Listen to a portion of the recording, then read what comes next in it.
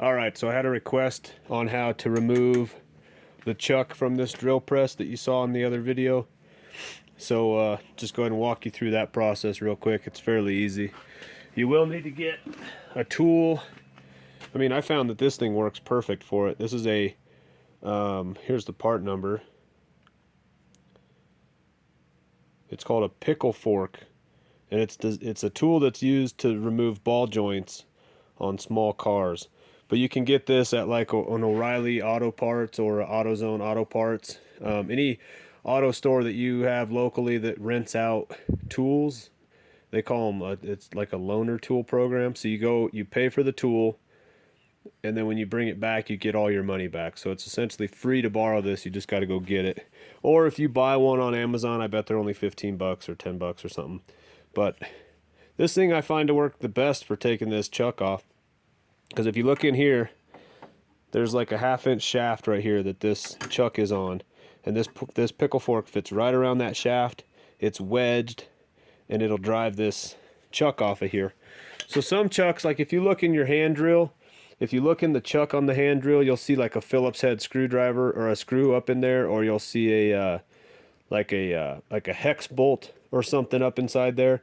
This chuck does not have any fasteners holding it in place. It's simply just a press fit system. So I'm gonna go ahead and set this box right here to catch the chuck when it falls out. Hopefully you can still see that. And then what we're gonna do is there's this other little feature on the side of the drill press. For what we're gonna do right now, it doesn't serve a purpose, but when I was messing around with this, I realized that this is it's essentially like a spindle lock. So you can set that, like if you want your chuck down here to work on it or whatever, you can tighten this down and that'll keep the chuck extended, and then if you have to, for whatever reason, you can lock that in place with this set nut there. So, but we don't need that. I don't think having this thing fully extended while you're beating on it with a hammer is the best idea for this, being that it's it's a rather true type tool, right? You don't want to whack that out of place or something like that. So I would keep it all the way tight to where the housing of the drill puts as much holding pressure on that spindle so that you're not smacking it and bending it or breaking it. So anyways, this part's pretty straightforward. Like I said, you just get that pickle fork, this tool here, and get your hammer. I'm not going to use a rubber faced. You don't really need to, because you're not putting a ton of power onto it. You're just giving it light taps. So put the pickle fork on there and just give it a couple hits, and then your chuck comes right off. So here's what the chuck looked like.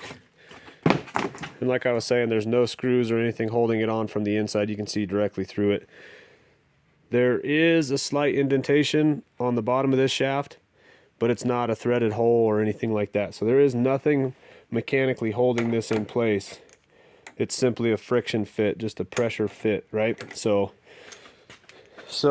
and here's what do we got here on this chuck? It says LP 13 millimeters. Then it looks like it says 1/4 inch, or I'm sorry, 1/2 inch, and then J33. So that's the chuck that came with this drill as far as I know. But we'll go ahead and put it back on. So I've got the jaws recessed a little bit past that lip because I don't want to damage those jaws. If you hit those with any kind of tool, you run the risk of making them not slide in and out as evenly and square, which will bind it up and it won't grip your drill bits very nice. So have those recessed a little bit, and then take the hammer and just lightly tap this in place, just enough to hold it there. And then you're going to get yourself a piece of wood, and in this case this big piece is all I've got, but just like a little 2x4 or something would be optimal. That'd be perfect. So you're just going to give it some light taps, or actually, put some meat behind it on this one. You're trying to set that in place, right? So give it some good smacks. So now that's set in place. right? So we'll go ahead and put a drill in there, drill bit, and I'll show you that it still functions like it should.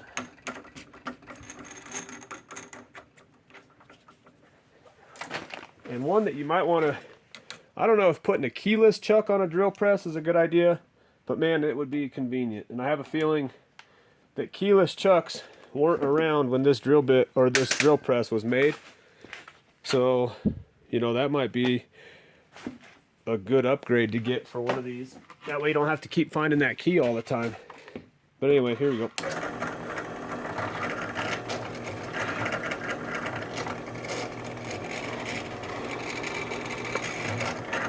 There you have it. So,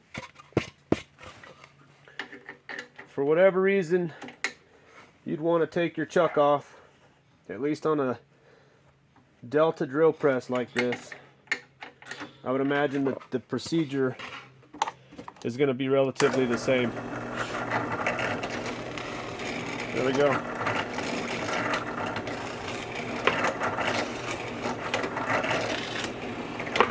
So yeah, that's just a friction fit. But anyway, like I said, some of them have a hole through the bottom with a Phillips screw or an Allen screw or something like that. So if you don't have this same drill press, just swivel your table out of the way, right? Get yourself your, take the drill bit out, open this all the way up so that it's as wide as it'll go, and then just look in there with a flashlight. You'll be able to see if there's a screw in there or not. But like I said, most Delta drill presses do not have any kind of screws holding it in. You just simply need to wedge it off with a tapered tool like that pickle fork.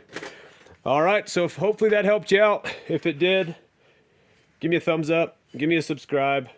I'm going to continue to make videos like this, just about random stuff, right? You know, anything I'm working on, I'll just keep posting videos of it, and hopefully it helps somebody out with any of the issues that they're dealing with in the shop, or with their, you know, I do stuff on snowmobiles, trucks, dump trucks, you know, welding projects, small fabrication projects, like just anything, right? So just give me a subscribe and you'll never know what we're going to talk about next. So appreciate it. See you on the next one.